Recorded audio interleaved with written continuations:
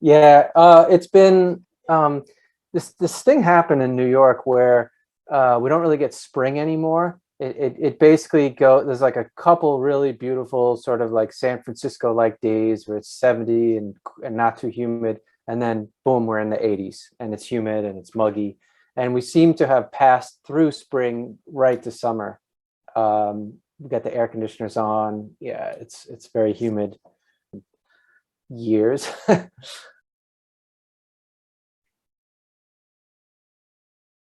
Yeah, yeah,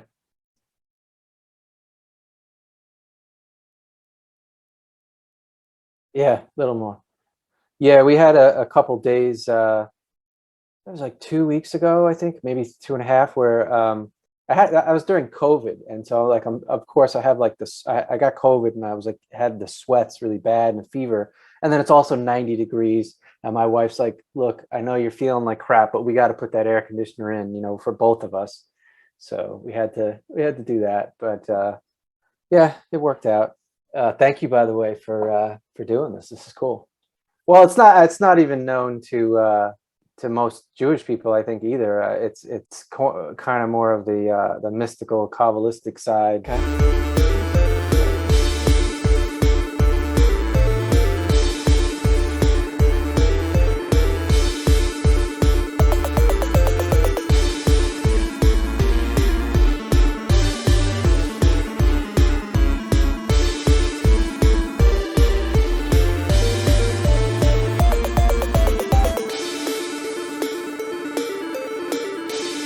Hey, welcome to the channel. My name is Edward, also known as Gryftkin here on We're Twitch. about If half you an look down episode below, there's a little uh, heart-shaped button. That is the before follow the button, the so end go of ahead and feel free Stranger to click Things. on We that. just Helps we you we, find we me just later. binged it this week. Also, there is a Um, subscribe so we button. got I'm about not a 30 big fan minutes of asking left for money. However, from if you from do this have season. an Amazon I'm enjoying Prime it. subscription, you do get a free Twitch subscription you can use once a month. You want Oh, to use okay. that on me and help me, Yeah, it's pay for my total book habit. pure I would 80s appreciate that. nostalgia. It's just If you're watching this ripping later on off all YouTube, that stuff, down but it's below there is fun. the subscribe It's button. As opposed to Twitch, subscribe doesn't cost you anything on YouTube. That is their version of the follow button. So feel free to go ahead and click on that. And also, if you're watching this on YouTube, if you liked it, hit the like. That'll also help other people find it. I do appreciate that. All right. Not right now, but if you also want to click on the About button back again on Twitch, it'll give you all of the links to all of the different social media, which would also lead you to the YouTube channel, where all of these interviews will be put up about 24 hours after the Twitch stream. Come on in. Hope you enjoy it, and I hope everybody has a nice day.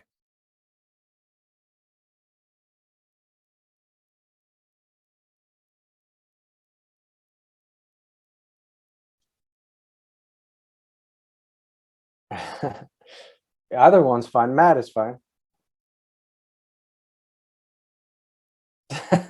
I feel like Matthew is like my mother's like Matthew. Um, but at cons, everyone's like, "Oh, hey, Matthew." I'm like, "Okay." Now we paint worlds. Thank you. There you go. Thank you. That's yeah, Moksha. Yeah, so it's a software, it's a manuscript submission system. So publishers use Moksha to accept online submissions. So I think it was about a decade ago now, it might be 11 years ago now. John Joseph Adams, who is the editor of Lightspeed and Nightmare magazines and various anthologies, approached me and said, "Hey, Matt, I know you have a submission system. I was wondering if I could use it." So before that, from 2003 to 2010, I published a zine. It's called Sybil's Garage. If you were around then, you may have heard of it. A lot of authors that are still writing today have had their first stories in it. These zines are really popular. It was like right around the time that like desktop publishing, so to speak, got really easy. So before that, you need to have, expensive software, expensive computers, and a publishing house. But then, it got to the point where you could do it on your desktop. So yeah, I published this zine for 7 years, magazine, and we got lots of accolades and honorable mentions and stuff. So, being a programmer, I was like, getting submissions via email is difficult to do if you have, let's say, 8 slush readers.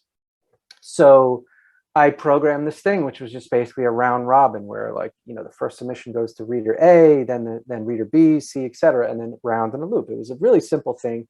And then I added some small features. It wasn't that good or featureful, let's say.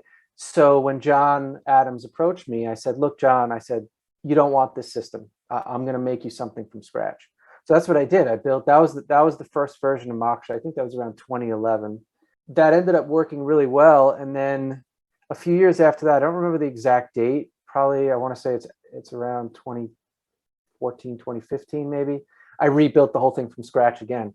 And then, since then, more and more publishers have begun to use it. Uncanny Magazine uses it, Tor.com, the magazine of fantasy and science fiction, Strange Horizons, a bunch of others. Is right now it's almost like 100 different publishers. I mean, some of them are like active and non-active, but it's I think in 2021 we accepted when I say accepted, I mean received about 100,000 submissions in the year. So Moksha processed all those submissions. It's been steadily growing, and it's been fun, and it's interesting to, like, I constantly do work on it, but it's really stable. So I could go a day or two or three without working on Moksha, and then I just, like, some days I wake up in the morning, I'm like, wow, there's like thousands of authors that are using this system, and it kind of blows my mind because I forget about it. But yeah, it's global, it's accessible by anybody in the world. I mean, and it's free. So if you're familiar with Yogg's law, it says money should always flow to the writer.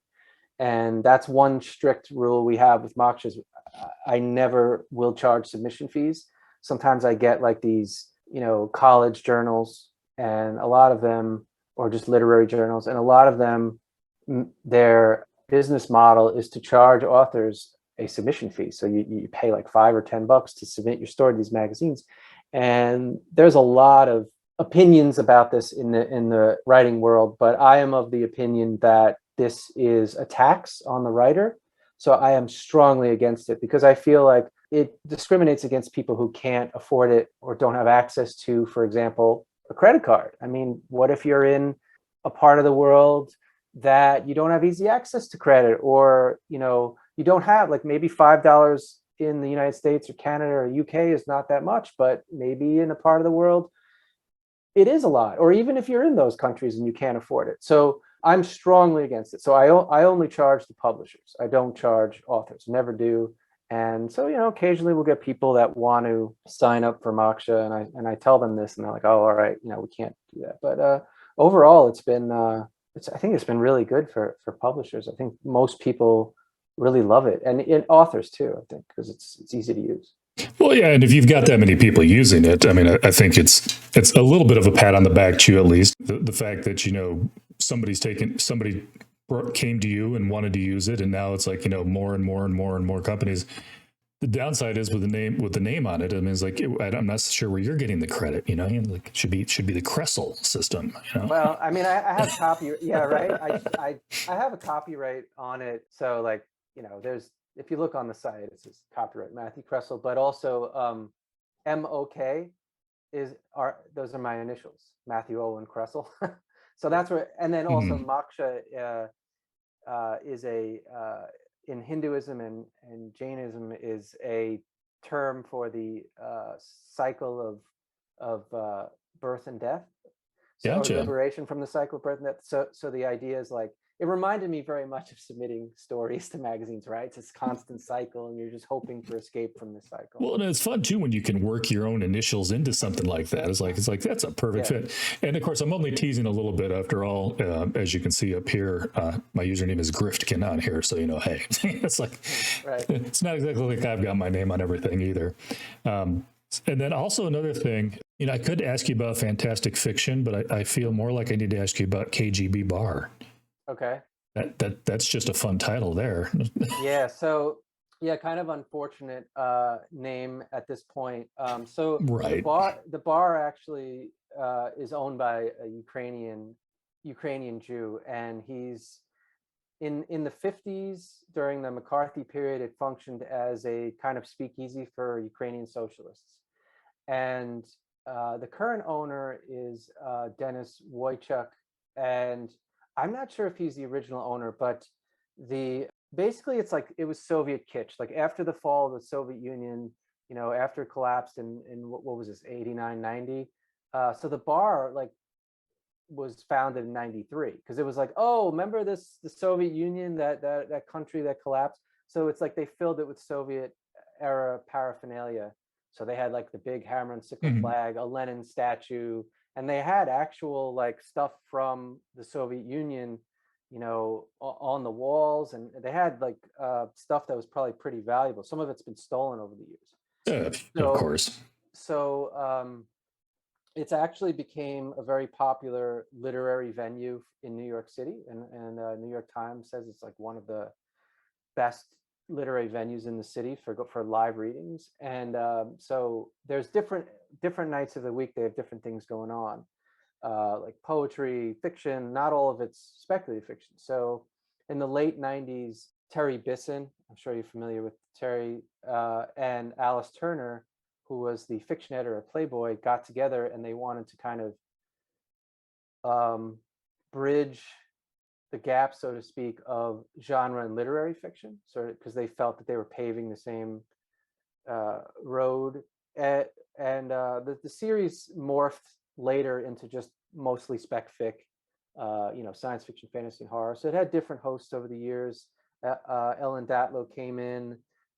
Gavin Grant and Kelly Link were hosting for a while, and then Gavin and Kelly couldn't do it anymore. It was too far for them. So I stepped in for them, and then I've been doing it with Ellen since I think it's 2010. I've lost track actually. So yeah, like if you go there now, we took a hiatus for the pandemic. We did it online. We like this, which actually ended up working out really well for us because we were able to get authors from all over the world. Usman Malik, who was in Pakistan at the time, Lauren Bucas, who was in South Africa. We had authors from Barbados, Australia, people who couldn't come physically to New York could be on our show. That was really great. And then we went back for briefly, then there was a spike in COVID cases. Now we're back again. But if you go to the KGB bar now, they have like a big Ukrainian flag up. They took down the Soviet flag and the big Ukrainian flag hanging outside. The region in the city where the bar is actually very Ukrainian. And in fact, my wife used to go to the church there when she was a kid. She's Ukrainian. So yeah, it's a really great series in that, you get a lot of regulars, but you also get people who are kind of new to the scene, so to speak, and not just authors and editors and agents, but fans, like people who say, oh, I want to see my favorite author read. They come there, and then they meet other people who have similar interests, and it's really great to see how friends form. And I made a lot of friends through the bar, and New York City is such a transient city. People come in, they leave. So I know a lot of people that I used to see at the bar now don't live in the city, which is kind of sad. But yeah, if you're ever in New York City on the third Wednesday of the month, come to the Fantastic Fiction reading series. I kind of dropped the KGB from the name, for obvious reasons. Yeah, it's.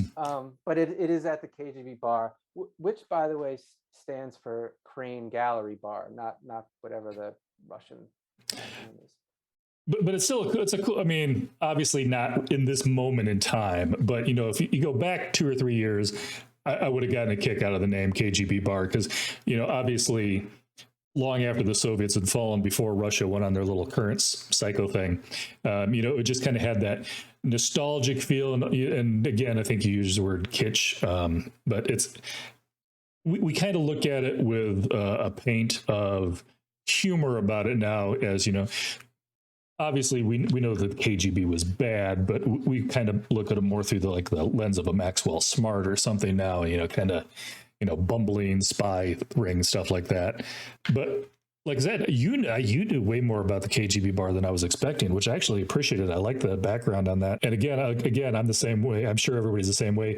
They see KGB bar and the first thing they're gonna think of is what the Russian KGB, not the actual name of the bar. But I appreciate that. And the fan fiction, I love that too, the fact that you talked about the fact that during the break you get to talk to these people, because I think I told you in an email that we sent back and forth, I worked at the Bookworm here in Omaha and absolutely fell in love with author events. But, you know, let's face it, not every single author necessarily wants to stop in Nebraska. You know, it's not the, you know, beehive of the literary world, although we have had a lot of big names come through. But that's kind of why I opened this up, especially when it stopped happening, because, and rightly so, for the last couple of years, people haven't necessarily been big about, you know, being in enclosed spaces and in large groups, or, you know, flying, you know, in little tiny tubes of compressed air to get there in the first place. Yeah. So, you know, I've been able to talk to you. I've been able to talk to people from, you know, Massachusetts. I managed to hit Seattle twice. I didn't even know they were both from Seattle, but kind of all over the place. And I feel like readership is not just a fandom, but to a certain extent is a tight knit community. Most of the people I know, there's not a lot of fair weather fans when it comes to books. You're either obsessed to the point of, you know, possible psychosis / hoarder. We will not discuss my to be read pile. Or you get the people who's like, yeah, I'll wait for the movie to come out. There are some people in the middle, but I feel like it's a very small subset. And so just the fact that I almost had to start this for myself just because I missed that interaction with the authors. Yeah. I didn't host the authors at the store, but I met a lot of them. And I just love sitting down and listening to them. And I know I'm not supposed to probably give shout outs to other groups that do this, but I will give a shout out to the Poison Pen. They're actually a store, and they do way more of these author interviews than I do, because they have, you know, multiple people that can do them and they're paid to do it. So, but yeah, I've gotten some of my can't think of the word I'm looking for again. It's a little bit of my fix from them sometimes, because they'll have some of my favorite authors on, and it's kind of fun to hop on. But again, too, is it's to bring, hopefully somebody's going to see this that would not have known about your book otherwise at some point, and hopefully I can. The best compliment I think you can give to any author is to recommend their book to somebody else, and not because you're a morning, you know, radio host who's been told, hey, so and so's come in, we need you to talk to this person for 5 minutes, who you realize 2 minutes in has never read their book. But somebody like a bookseller or something like that that's like, you know, I read this book, I liked it, we're going to talk about it, this is why I think you'd enjoy it. And so hopefully that's a little bit of what we do here. So I apologize. This title will not stick in my brain. Paint the universe. Now we paint worlds. I think of the fact that I can't get universe out of my head. It's like, that's not the right name. Now we paint worlds. I'm actually, because I don't want to ruin the ending for anybody, I'm not going to talk about what the subject of that book is. I think you know very well what the subject of is. It's one of the best books I've read on that subject, or books, short stories. And I say it's one of the best books I've read on that particular subject, because you wrote it in such a way that you don't realize that's what the book's about until we get to the end. The fact that it's to a certain extent all about perception. Like I said, I don't want to get in. You know what the word I'm trying to avoid is, just because I don't want to give away that ending to somebody else who's reading it. But Can I set up the story? Maybe that will help if people haven't read it. Yeah, so it's called Now We Paint Worlds. It's on Tor.com. So if you look on their fiction, I think it's technically a novelette. I forget the exact length. So the setup is that 3 planets. So it's about, I would say, 800,000 years from now, humanity spread to several hundred planets around the galaxy. 3 planets mysteriously vanished. They just literally vanished. And there's this organization called the Free Trade Union, who's responsible for basically making sure that there's peace between worlds by making sure that there's constantly trade. And so a representative of this union, her name's Orna, is sent to this kind of backwater planet that has just been terraformed. It's maybe just a few years old, doesn't have, the population is very small, to investigate basically a hermit who, rumor says that he keeps boasting that he's responsible for the missing planets. So the setup is that she is there to investigate this person, very skeptical that some hermit on a mountain is responsible for this, but that's how the story begins. So. And trust me, I'll tell people it only gets better from there. I find it kind of funny too, but it's probably way more true than I want it to be. That you've got this situation where entire planets are disappearing, and somebody's claiming, ownership of that, and bureaucracy is going to send some low-level person to just check this person out and not, check them off the board. Yeah. Instead of putting in actual, it's like, he's taking claim for it. Maybe we should at least, maybe don't get me wrong. Again, I'm looking at from the beginning of the story. Maybe he's a kook, but he's the only one that seems to have any idea what's going on. And of course, I also find it funny too that it's not the people that you would think of that would be normally worried about millions of people. It's the people who are worried about trade. The Trade Federation. That's the one that gets involved because now money's getting in it's at stake. Right. Yeah. I mean, the basic philosophy is that as long as you keep trade between worlds, as long as everyone has their material needs met, there's not going to be any war or minimal risk of war. That's the theory, at least. I should also point out that this story is linked to some of my other pieces of fiction. It's in the so-called, what I call the Numenverse, Numen. And if you go to my website, you can see a list of stories, but that are in that world. One of them was published in Inner Zone. I think it was like 2010. It's called Saving Diego. One of them was published in Lightspeed about 2 years ago called Still You Linger Like Soot in the Air. And that was also reprinted in Niels Clark Year's Best. A few other stories. And I'm actually at work on a novel right now that is contemporary with Now We Paint Worlds. Okay, so nice. So the events of Now We Paint Worlds happen while the events of the novel are going on. So you see it from a different point of view. Gotcha. All right. I noticed you didn't say you were working on book 3 of World Mender, but okay. But getting into World Mender, and actually the first question I've got for you is kind of maybe not what you would think, but again, we talked briefly earlier, the fact that World Mender touches on a lot of Jewish/Christian/Islamic theology, to a certain extent, some would say mythology. I would say more along the facts of a lot of the non-canonical stories that are out there. Mm-hmm. And don't get me wrong, there's plenty of that, and everybody knows it. Some of them, very familiar names, most of which I'm going to pronounce incorrectly, but for instance, Azazel. Your everyday X-Men fan's going to recognize that one because he's been made into an evil character in the X-Men universe. But some of the other ones, and what was the name of that group again? The Mikulal's? Mikulalim, or the Mikulal. So it's yes. It just means the cursed in Hebrew. It just cursed. Yeah.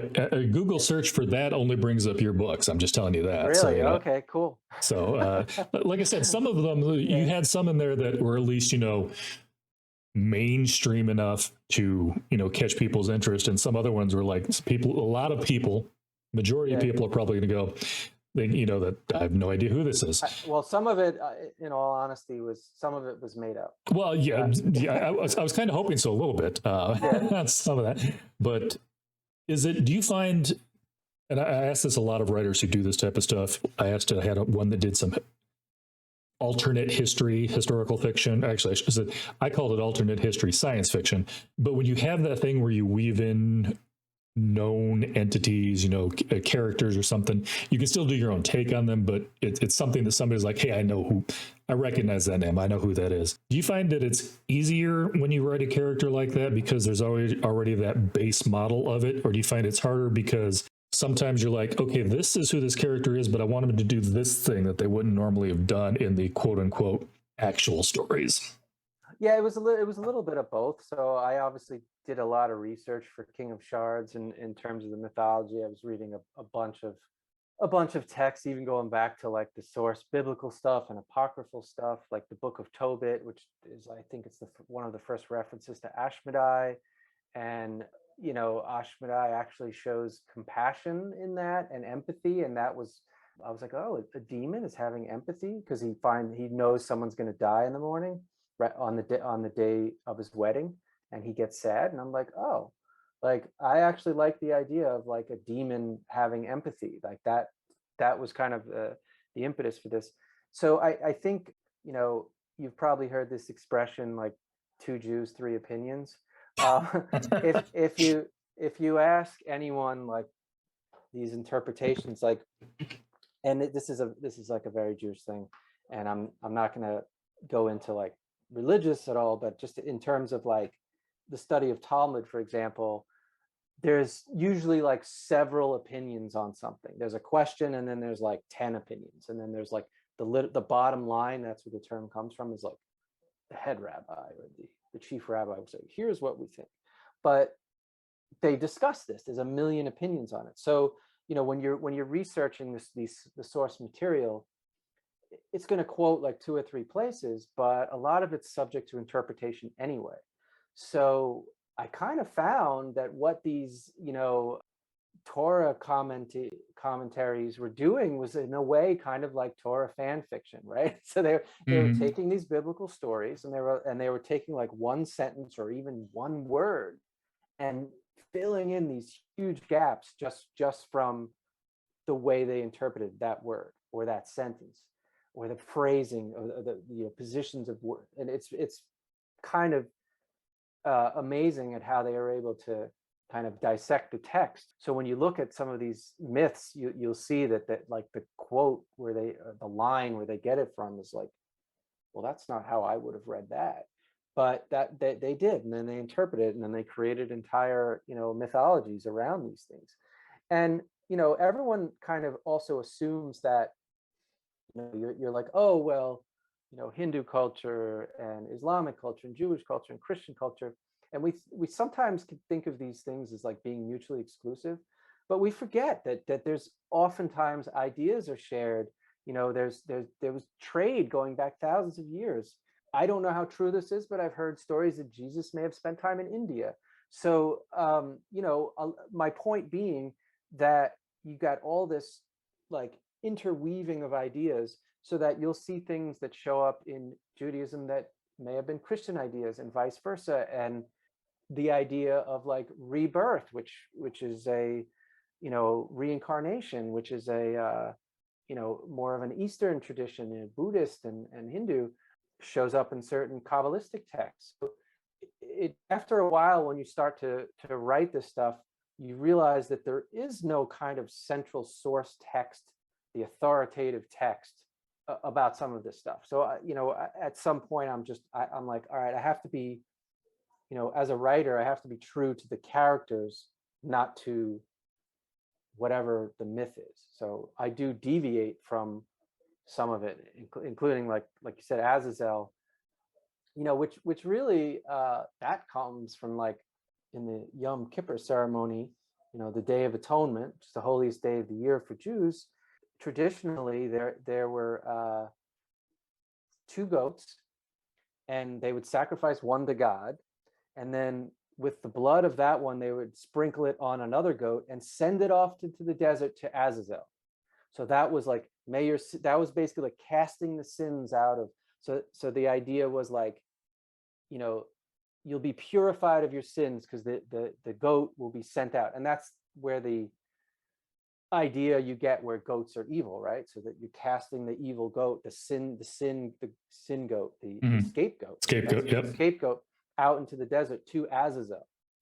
So this, like, there was a lot of theories like, what is Azazel? And they're like, oh, it's a demon, and so yeah, you know, just playing with some of these ideas, and yeah, the Mikul Alim were just something I completely made up. There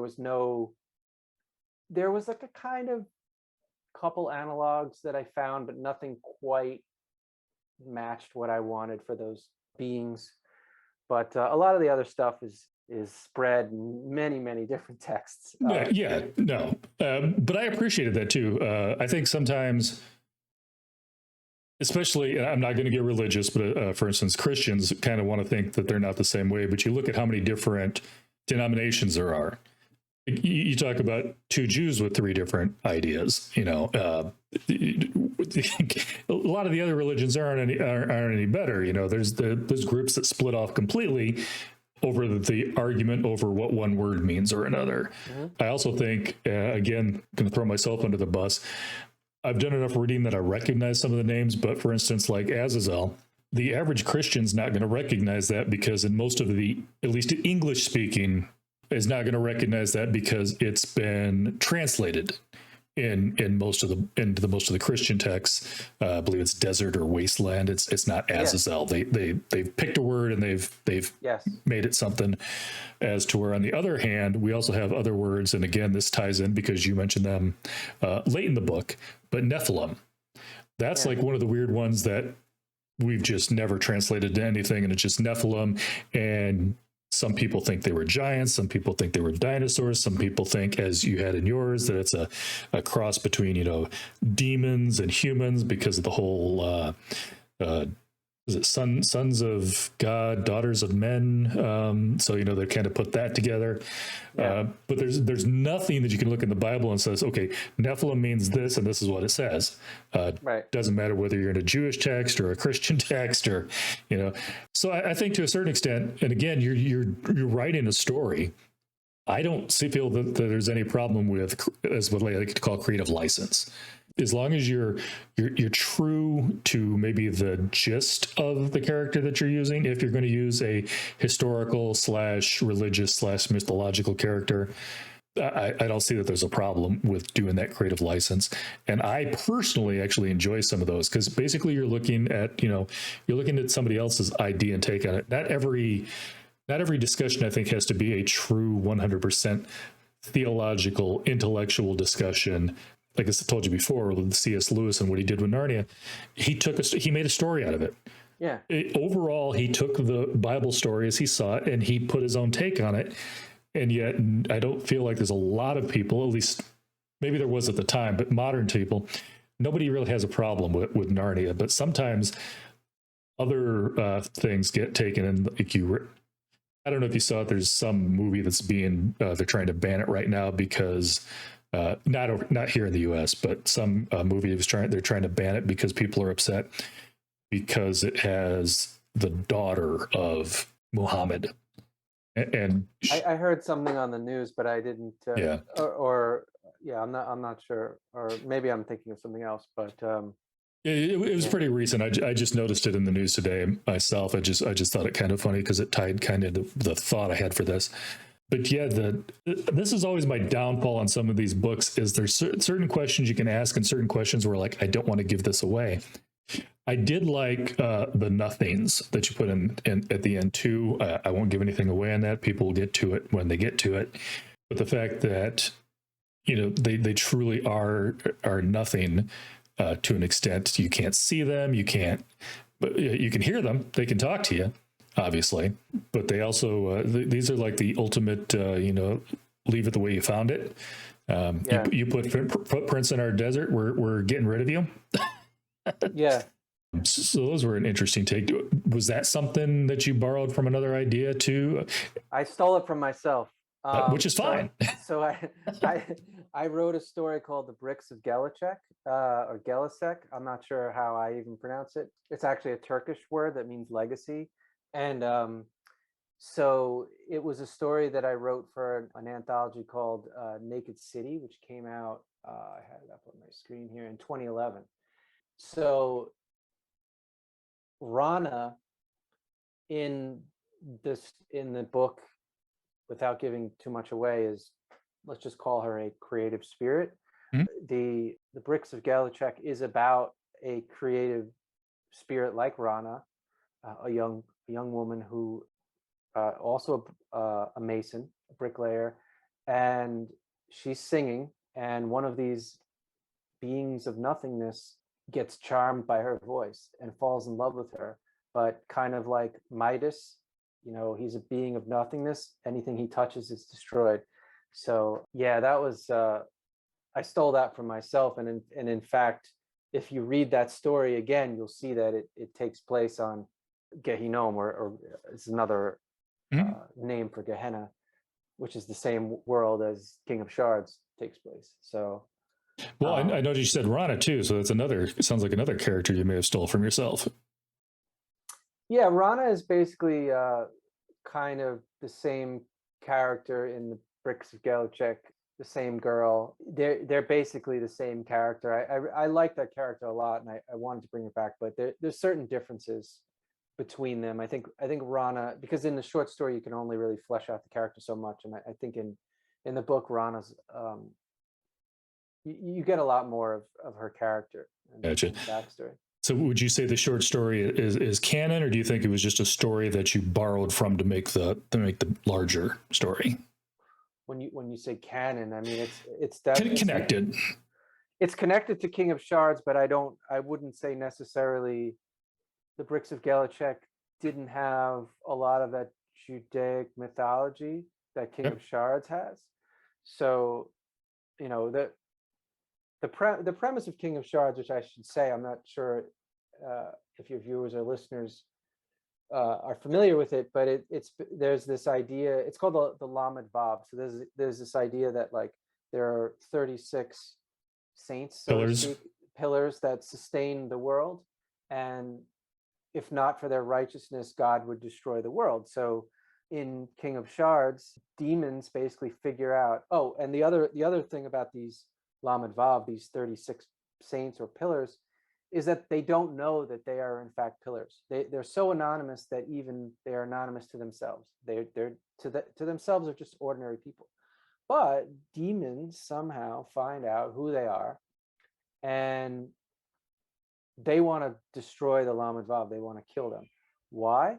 Well, what happened was our world, the universe that humans live in, is not the first world. There were others, but God shattered them, and their shattered husks lay throughout the cosmos, and on these husks demons dwell. They're called shards. That's where the title comes from, King of Shards. And so Gehinnom, one of these worlds, is a hell shard. It's where demons live. Humans live there too, but that's where demons live. So without giving too much away, demons are pissed. They got the crap end of the stick. They got these shards. They got these hell worlds. They have to struggle to survive. And look at Earth. They got this, beautiful world and planet, and they have plenty. And hey, they're like, it's not fair. So some of these demons want to destroy the Lamed Vav and maybe bring some of that good fortune to themselves. So that's pretty much the premise of King of Shards.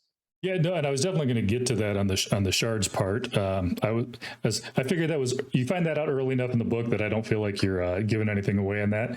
Obviously, anybody who's read enough is going to recognize the Gehenna term. I'm hoping at least.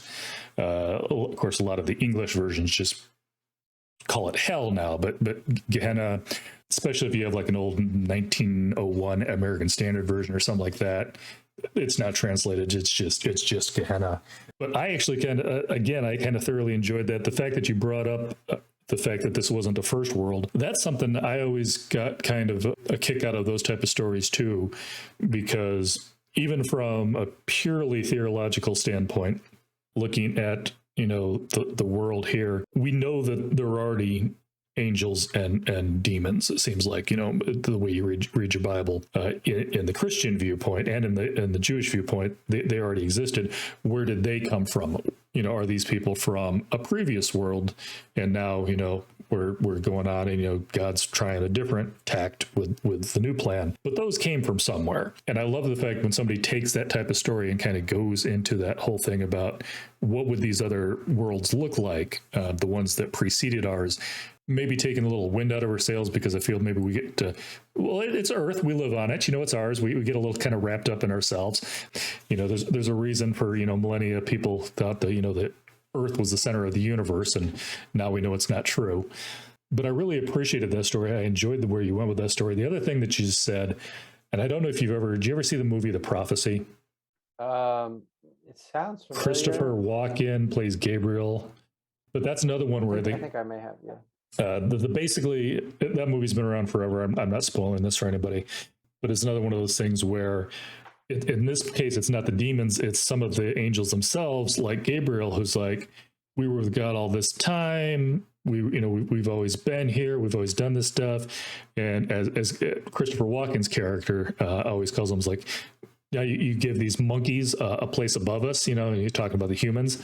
And so that's another one where, again, I feel like some people could be upset about it, but if you're watching it just for the story, it's a great movie. Movie 1, by the way, they made like 5 of them. 2 was okay. After that, it was like all straight to DVD or straight to VHS. Right. Don't watch the rest of them. I did buy the 5-pack DVD for like $5 just so I could watch them all. I should have stopped at the first one. But so the story that you tell, I at least totally appreciated.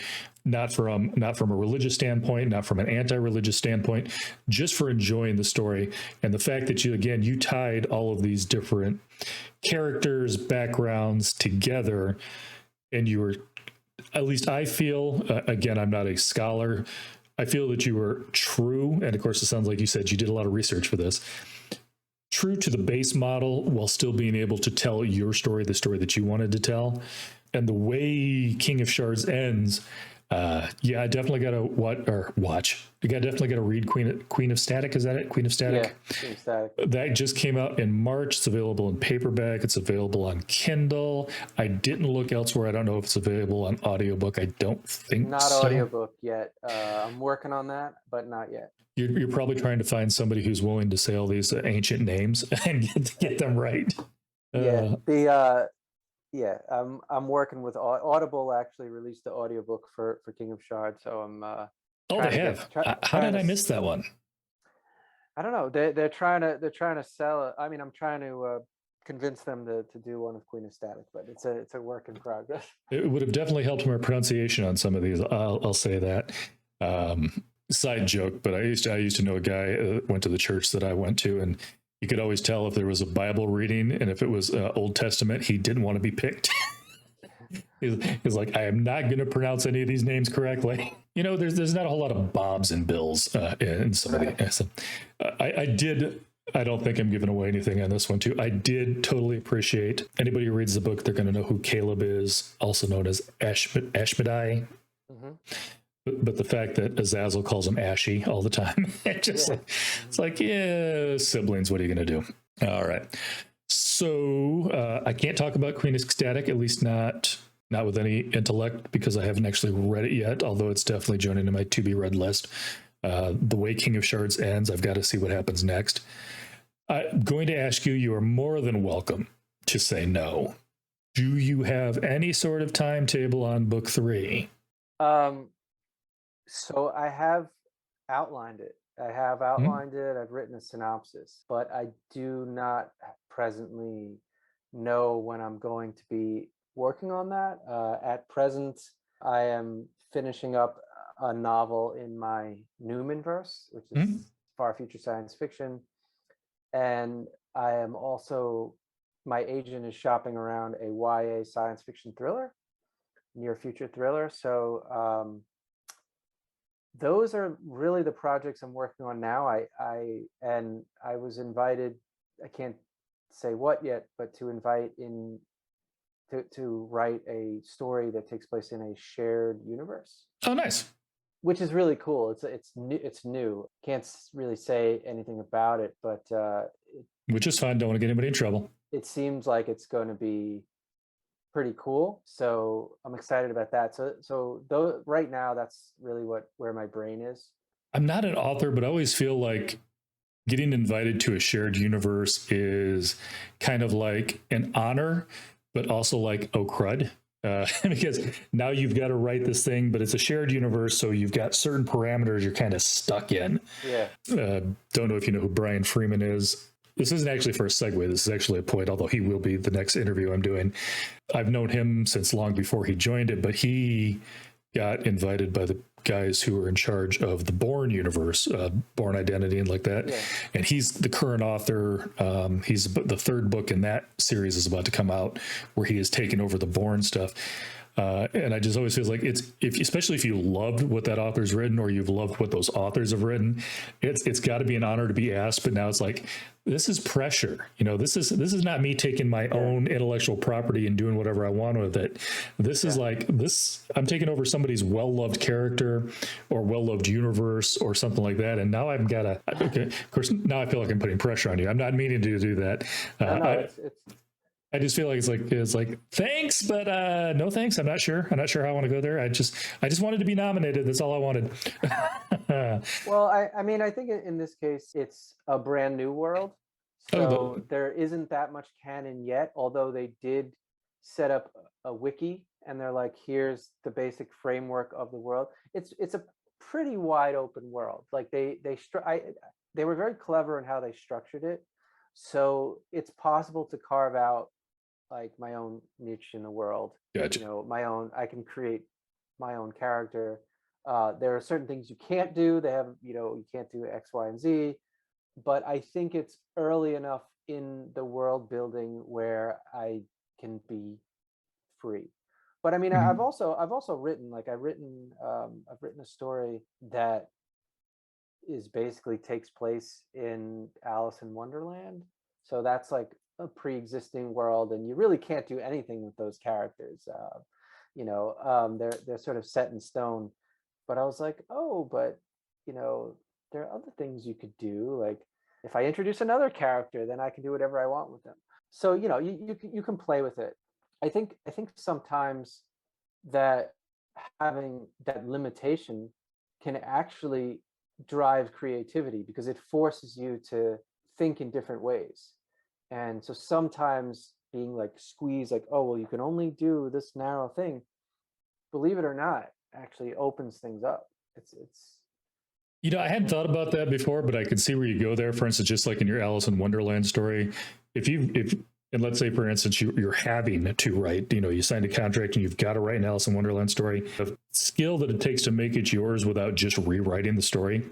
Because, if you're going to just rewrite the story, they can just buy the original. But if you, again, like you said, if you deviate, well, first of all, you're not allowed to deviate too far. But if you do, let's say it's something that's, it's out in the public section, because I've seen some people take stories where nobody owns the copyright anymore, for instance, and they do their own take on it to the fact where it's almost unrecognizable and you're just did you ever watch the movie I, Robot? Yes. Okay. With Have Will you read Smith? Yes, have you read the books I, Robot? Yeah. They're not connected at all. No, I know. Yeah. Don't get me wrong, I liked the movie, but if you'd read Asimov's books first, you're like, what? Yeah, What? yeah. They're just like, oh, let's use the name. I mean, that's what these studios do now. They just use the name because they know it'll. Well, the funny thing, trivia on that, it was actually, that movie was written, and I think it was actually halfway through filming, and it was not connected to Asimov at all. Mm-hmm. They decided they were trying, I think it was a publicity stunt. They were trying to get more of it, and they took it to whoever owns, because Asimov, there's a foundation that owns his rights. And they went to them and No it's pun like, intended. yeah. Good one. I didn't even think that. I set that one up. But he took it to him and they're like, you know what? This is more Asimov than Asimov. And they're like, if you want to use the name, sure. So they had to refilm some of it because basically all they did was take some of the characters from the Asimov book, because I, Robot was actually a collection of short stories. Mm-hmm. And like, we're going to take these characters' names and we're just going to slap them on the people in the movie. And now it's Asimov's I, Robot. It's like, no, it's not. Not saying it was a bad movie, but it wasn't I, Robot, that's for sure. But getting back to the point is when you do something like that, you're so far off. The people who are in there who are going to watch it because they love the book, sorely disappointed. They're going to be totally upset at what you did to their characters, or in this case, what wasn't their characters in the first place. But yeah, I can see. I think it takes a special kind of author to do that, simply because. And don't get me wrong, I know a lot of authors, and a lot of them would be thrilled to have that challenge. Mm-hmm. But you got to go in eyes open, and it sounds like you did. You're going in eyes open with the fact that it's going to be a challenge. I'm going to write this. It's going to take some effort. But, if I get to the other end of that and I'm happy with what I did, that's all the pride I need. Hopefully other people will love it. I think a lot of the times some of the authors, and not the ones I've talked to, because like I said, I pick very specific authors to do this. But I've seen some bigger authors where I feel like, especially after a certain amount of, if they get semi-famous and the book gets a little bit going, they almost write what they feel they have to write. They write what they think is going to be a bestseller instead of writing the story that they want to. And I'm not going to say an author because I don't believe in throwing authors under the bus. I tease James Patterson sometimes because he's never going to be on here, but I'm not talking about him. There's an author that my wife loved. Whenever her new book came out, had to get it. She loved the series, and she's finally at the point where she's like, you know, I don't want her next book, because at this point she's just writing the same story. It's one of those, like, you know, mystery type things. It's like she's just changing a few places, a few words, you know, change who the killer is, and you know, it's the same story again. Yeah, I think you know, I haven't had that, you know, I haven't been blessed or cursed with that, but I think that if you get really successful with a certain story, then or story arc, let's say, you feel that you have to repeat that if you deviate from that, if you go in a different direction, you may alienate or disappoint your readers, and that might be something terrifying. I'm going to plug a great lecture series I watched by Alan Moore. Okay. So if you're familiar with the BBC Maestro, like heard of it, haven't. Yeah, it's Don't like watch the a lot of master. BBC. It's actually online. So you've heard of Masterclass? Yes. Like, yeah. So this was like the BBC's version of Masterclass, and they had Alan Moore lectures for 90 bucks, which, as far as like taking a course goes, I thought it was pretty inexpensive. You know, I in the sense of, I did not expect much, because I watched a few master classes, and I saw them. I watched the Margaret Atwood, the Joyce Carol Oates one. I forgot what the other one was. And you know, I thought it was very sort of basic and more of like, you know, your first day, you show up for a college class and the professor talks about what they're going to talk about during the semester. That's what Masterclass felt like to me. BBC Maestro with Alan Moore, this was a class. There was so many gems in here. I want us to sit and watch it over again. He's just brilliant. And you know, everyone's like, oh, Alan Moore, he's like a crazy mad genius. He's a genius, but he's not crazy. And what I mean is, he has a very methodical approach to fiction writing. And one of the things he talks about is not getting stuck in a particular formulaic fiction, that, you know, whenever he does something and he's successful with it, he intentionally tries to not do that in his next book. And that's what always keeps him creative and constantly inventing and constantly interesting, in my opinion. But I found that lecture really fascinating and totally worth the 90 bucks. Yeah. I'll throw a link on the YouTube just so people can check it out. I'm not saying go buy it. I'm just saying go check it out. I'll give you the link for that. So usually I try to keep these to about an hour, just because I know, for instance, you need to go finish watching Stranger Things. Yes. So a little bit of a wrap up. I always ask this of every single author on here. Go ahead and give a shout out to whatever local, doesn't matter if it's a mom and pop independent or if it's just your local, chain, but a brick and mortar store, some place that you appreciate, or, you know, maybe give you a start with your book, or you go to sign, or just, you know, the local bookstore you like to go hang out at. Sure. I'm going to mention Word Books in Brooklyn. Okay. I think they're called Word Brooklyn. They're in Greenpoint, New York. So I used to live about 2 blocks away from there, and I'd go there all the time. I did some readings there. I've been to many readings there, book parties. And my friend and neighbor upstairs actually plays on a basketball team that they sponsor. There's a basketball court right across the street. Oh, nice. But yeah, they're a great little independent bookstore, and they have a good online presence so that you can order books from them, pretty much anything, and get it shipped to you. And that's in Greenpoint, Brooklyn. And one more bookstore that I love, this is in New Paltz, New York, which is about 2 hours north of Manhattan.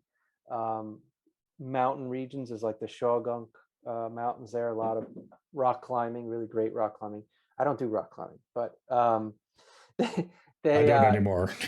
we do a lot of hiking up there, but the Inquiring Minds bookstore, it's a great used and new bookstore. I think they also have one in Saugerties, New York, but it's there's a lot of authors that live in the Catskill region up there, particularly horror writers. I know John Langan lives up there, but they have a lot of like local author selections and readings, and then also, you know, new books and a really great curated selection. And I just, the used book section, I just wander in the back for hours. So those are my probably two favorite bookstores. Yeah, in my family, we can't. Every time we go on vacation, we have to check out at least one bookstore, and we never leave empty-handed. Yeah. There's always something we can find. I wish I talked to you about a decade ago, though, because when we went up to New York, I didn't have any of these recommendations. And the one place that I wanted to go, I kind of yelled at them a little bit. I use the term yelled loosely. They didn't put anything on their website. So we were down there, went over to Central Park. We walked. I'm not a walker. But when we go on vacation, my wife makes me walk. All of my 25,000 step days are on vacation with my wife. But we walked from the hotel we were at, checked out Central Park, and then went over to Rizzoli's at Manhattan. Mm-hmm. And they were closed. Oh, no. They were down. I think they were in the middle of moving because the building they had some non-readers using the walls, if you know what I mean. It's New York. You can put two and two together. But yeah, I was like, man, I was so excited because I'd always heard about Rizzoli's. I was like, I gotta go check out Rizzoli's, and like, the door is locked. It's like, dag nabbit. But yeah, I do love my brick and mortars. I tell people all the time, if you don't have a local bookstore, I have no issue with you going to a place like Amazon, because again, the long term, I want the authors, I want their books out there. Yeah. But if you do have a local bookstore, check them out. Not only are they employing the people in your community, more than likely, if an author is going to stop by to do a book signing or a talk or a reading, Amazon's not going to send them. It's going to be your local independent mom and pop shop. Sometimes it's going to be a Barnes and Noble. As far as I can tell from the little time I worked there, it is never going to be a Books A Million.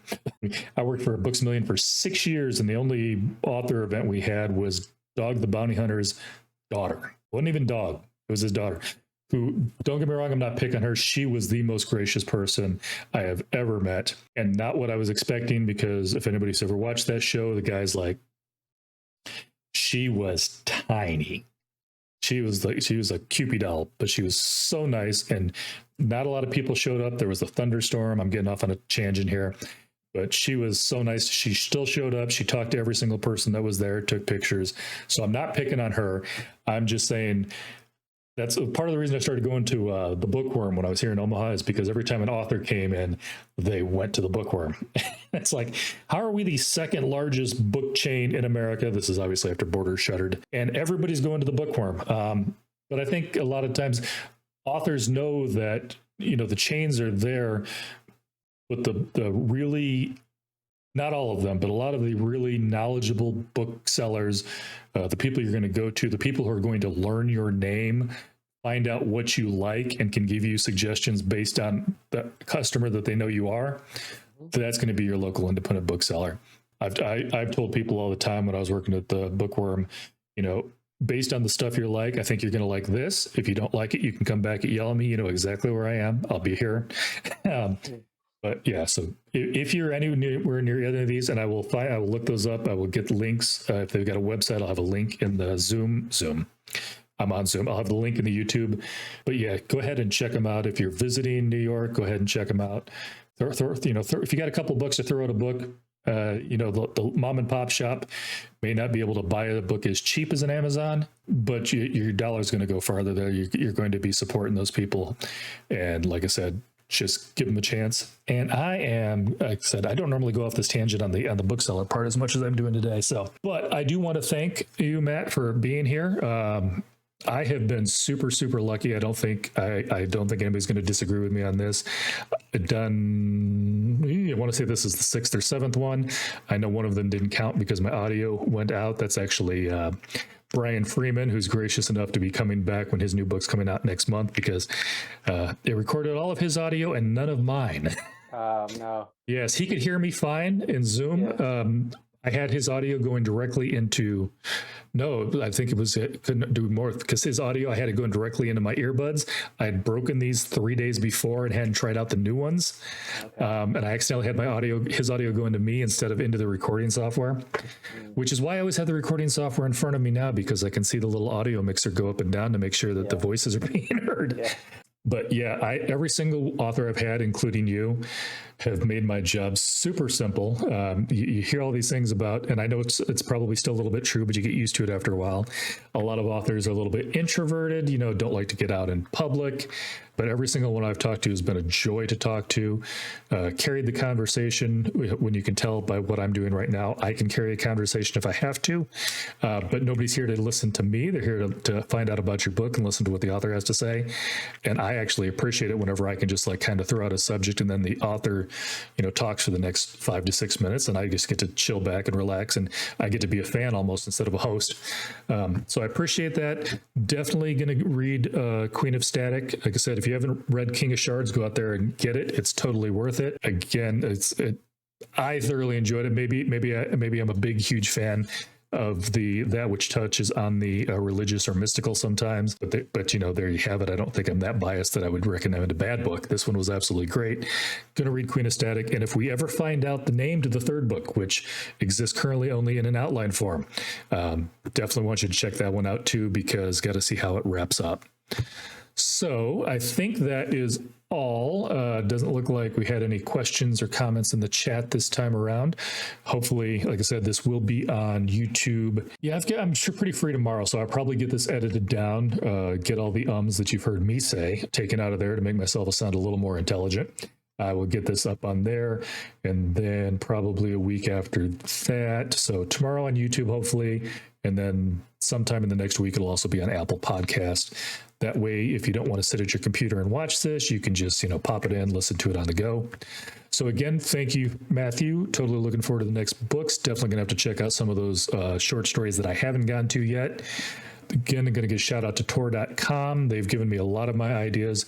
If you're not a big book fan, but you do love stories, a lot of the best short stories that I have found have been on Tor. A lot of them, in most cases, these are free, usually books that have been out for a little while. Although occasionally you'll get a short story that somebody will throw out there that's brand new. Check those out. It's always a good little, I call it like the sampler. You get to see if you like an author before you pick it out. Yeah. I did love your short story, which brought me to King of Shards, and I am 100% not regretting that I have spent a very, very busy week doing this with what little free time I had. I absolutely love the book. And like I said, whenever else comes out, you have an open invitation. You've got my email, probably have my phone number too. I usually put that on everything. I don't know why, but go ahead and reach out to me. I'd love to have you back. Definitely going to try to get Queen of Static read by then, especially if we get back to that third one. I'm only a little bit teasing you. I don't know him, so don't take it like I'm cheesing a friend, but I have been picking on Patrick Rothfuss. It's been like the 10th anniversary of the first book came out, and we still don't have the third one in that series. So you are among some very good names with these slow ones. But as I tell people, if you're trying to make the book as good as the first one or two, I have no problem waiting. The older I get, the less problem I have waiting, because I've just come to the fact now that I am never going to read every book I want to read. I'm never going to watch every movie I want to watch. But I'm certainly going to take my time and enjoy the ones that I do have. All right. So Thank you, Matt. Thank you, everybody who is watching this. Totally appreciate it. And hopefully we will see you again next time. Thank you so much. Appreciate it.